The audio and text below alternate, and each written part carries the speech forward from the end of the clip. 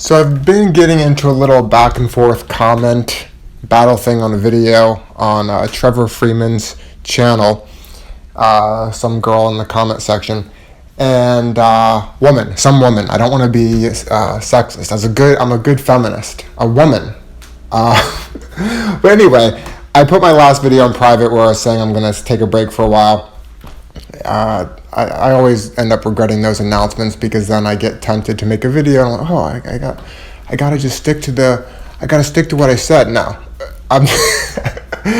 So anyway, without getting too into that, I guess I realized I might as well make video responses to some of the smaller channels on YouTube when I see a topic that I have something relevant to respond to.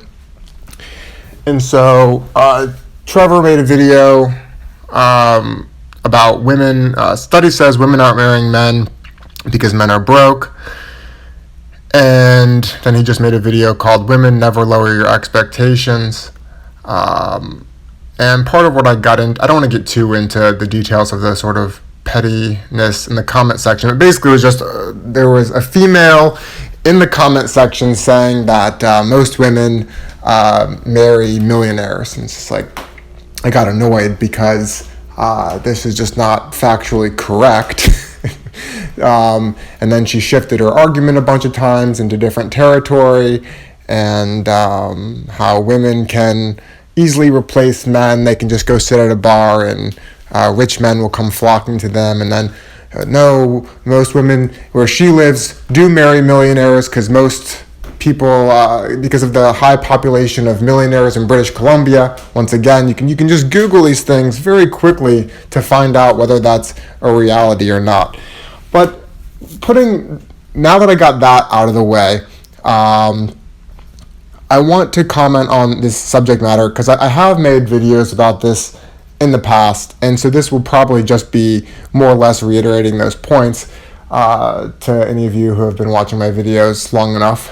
But whatever. This is a subject matter that obviously people that watch my videos know. The subject matter of dating is been a big focus in videos and in my life because I've done a lot of it. And I want to comment on this stuff in a way that isn't trying, because what ended up happening in that comment section, of course, it eventually devolves into sort of, personal attacks. Oh, you're being defensive about this because you must be broke, kind of thing, whatever. I really want to try to rise above this being a sort of a defense of seeming like I'm not going to be attacking any individual women or defending my ego or putting myself on a pedestal or anything like that. I want to share objectively, some of it is my subjective experiences, but then matched up with not only the experiences of other people, but you can also look into data on a lot of this information, right? There's data out there as far as men and women and their happiness and who's having sex and how many people are in good relationships and all that. And we can always question that data and say, well, how are they actually coming to these conclusions? But I think most of us seem to agree that there does seem to be, even without looking into the data, our subjective experience, I think, is that things tend to not be working out for a lot of people in this area. Okay, and that's sort of some of the points that Trevor is making about people's expectations. And so I don't want to make this a thing about men versus women, right? That men are the bad guys, women are the bad guys. This is what I want to talk about, the things that I believe are going on that, of course, many other people with much wider audience have made these points. So I'm not trying to plagiarize other people's points. These points are repeated because there is something going on that very likely is true. And so what is that?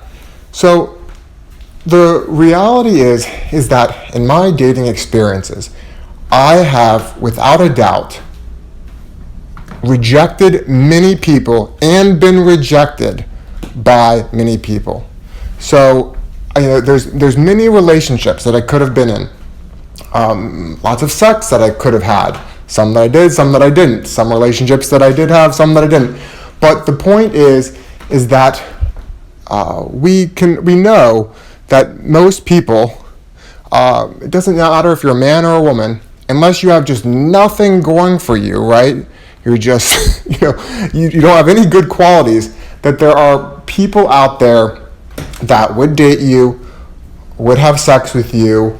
There's people that want you that you don't want, and vice versa, right?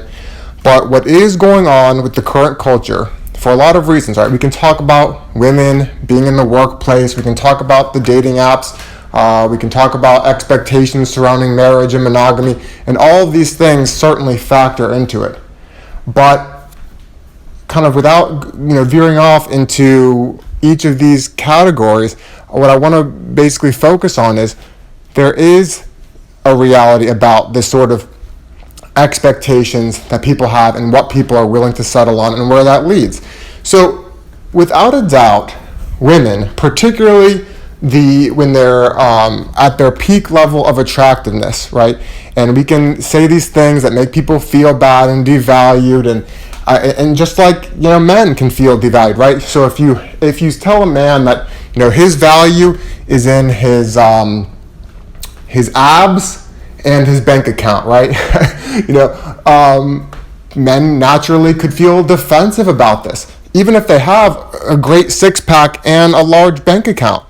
They might feel a little bit bad about this, but even more so, of course, if they don't have the six-pack or the large bank account. And the same thing can go for women, of course, right? If I'm talking about women and how their peak sexual value generally is in their 20s and 30s, I mean, most people kind of know this is true. It doesn't take a rocket scientist to figure this out. But of course, if you're 45 and you feel sort of bad that you don't look as hot as you did when you were 25, this is going to get you to be defensive, right?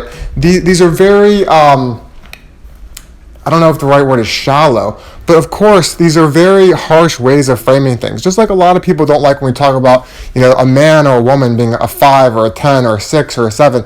I agree that the way of framing things like that is pretty, there's something kind of gross about it, right? It's dehumanizing.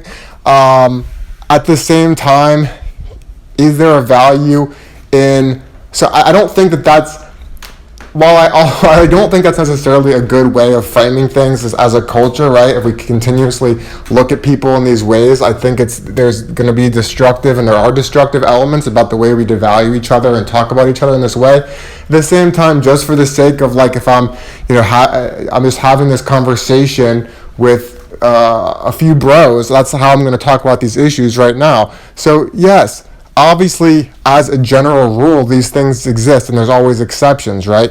In terms of, the more attractive you are physically to the most amount of people, the more options you have.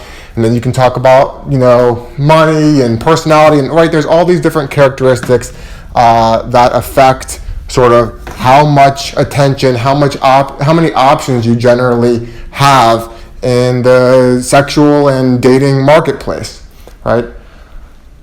But the reality is that, as Trevor was saying, particularly in his last video, we all, especially if you've spent a lot of time as I have on these dating apps, so we know we pretty much all understand that women have easy access to casual sex, right? The stereotype isn't untrue that men are very willing to have sex as a rule in general, right? The odds of an average woman being able to have sex with an above average man is generally going to be much easier than an average man having sex with an above average woman. It's more difficult, whatever. And this isn't something that's even like, I don't know if you want to frame this as being like a negative spin towards men or women or neither. I mean, I'd like to talk about these things in terms of just reality rather than a way to look down on men or women, because that's kind of pointless, and then people get defensive and whatever, right? And they will regardless, right? Because we all bring our baggage into this. But as I was saying, and as Trevor pointed out, if you spend a lot of time on these dating apps, actually, whether you're a man or a woman, you can certainly have experiences with people that generally are out of your league, so to speak, right? Have I been on dates with women who I think I'm a league above them? Yes. Have I been out with women who were a league above me? Yes. Now, like I said, we can say maybe they were above me in this way and I was above them in another way, or this other woman was below me, above me, however you want to frame that. But the more time that any of us spend being single and dating a lot of people, right, we inevitably are going to at sometimes have some experience, whether it's a date, whether it's sex, whatever it is, with people that generally are going to be difficult for us to attain. That's just the way it is. And if you want, whether you're a man or a woman, you can always play that I'm never going to settle, I'm going to stay single, and I'm going to, reach for the stars or whatever, right? I only want to, you could be a man and so you could be you could be an average dude, right? Let's say just you're an average dude in all ways, and you can say, I only want to date, women who are, model-looking women who have top 10% IQ level, right? And it's like you can have that standard. And the same thing can go for women as far as whether a man's looks or his wealth or whatever about him, And all of this stuff might seem obvious, but the thing that really is less obvious, which is, this is very anecdotal, but in the comment section with the talk about how most women, have access to marrying millionaires. No, they don't. There's not enough millionaires to go around. So that's why it kind of irritated me, not just because it's just factually incorrect, but this is where the problem exists. I can acknowledge, right, that I've been on dates or had sexual interactions with women who generally were out of my league or something, and that it doesn't mean, though, that I couldn't ever be in a relationship with one, just like a woman can be in a relationship with a guy who generally might be out of her league, so to speak. And I know some of you are going to argue, there's no such thing as leagues, this is all just subjective nonsense, whatever, but it's not totally. There's some subjectivity, but there's a lot that's not, right? We kind of know people who are going to be more or less desirable to the general population, right?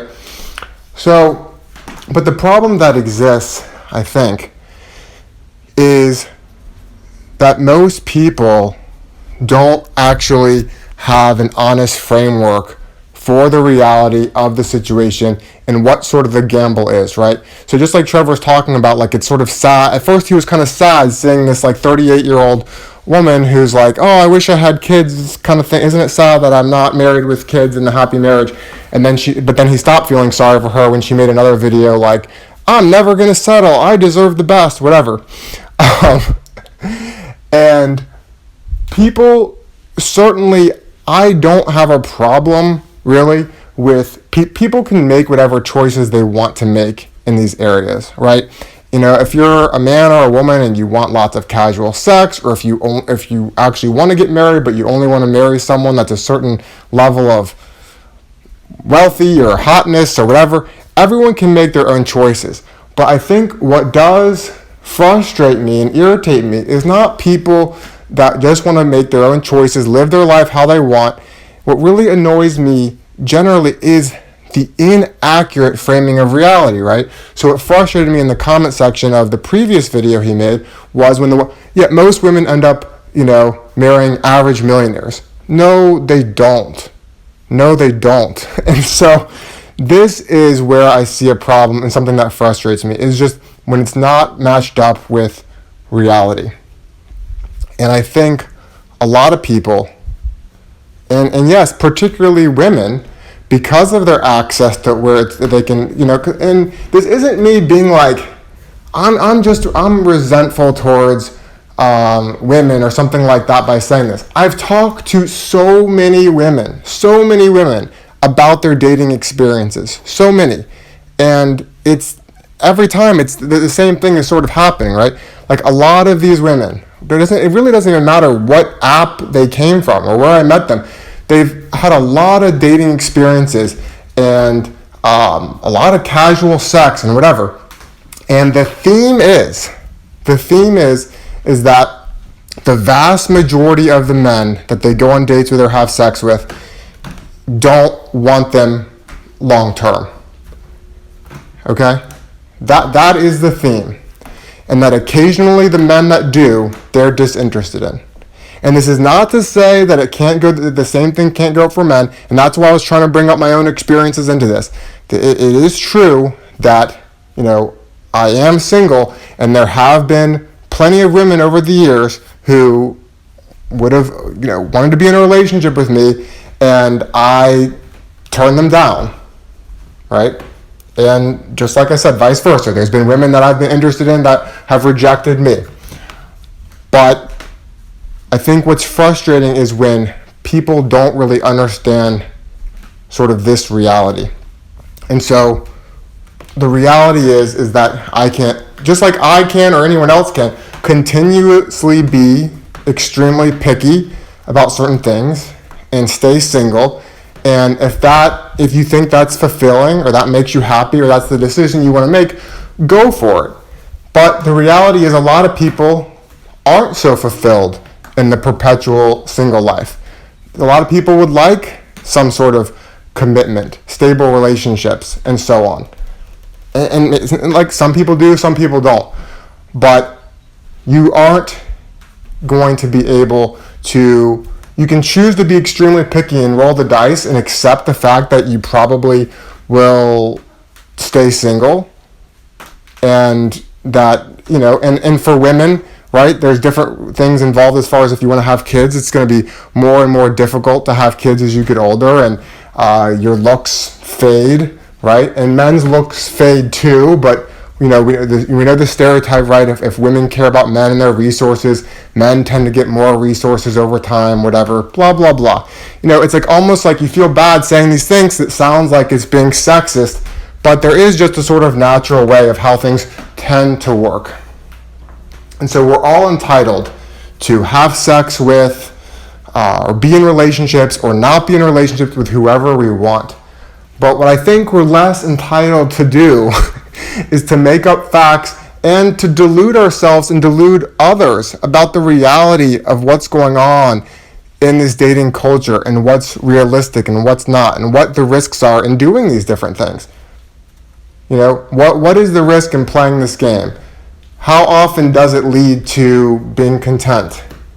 Are you an exception to these statistics or not? Typically, we're not going to be an exception to, that's why it's called an exception to statistics or the general rule. But sometimes it's possible, right? It's possible that you are an exception to trends and what makes people happy and all the rest.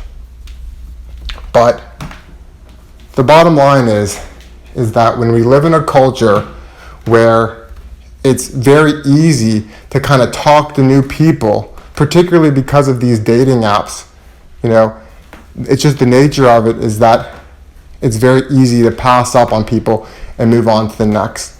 And what that results in, though, is a lot of dating experiences where almost everyone at some point has some experiences where they're reaching outside of their league, so to speak.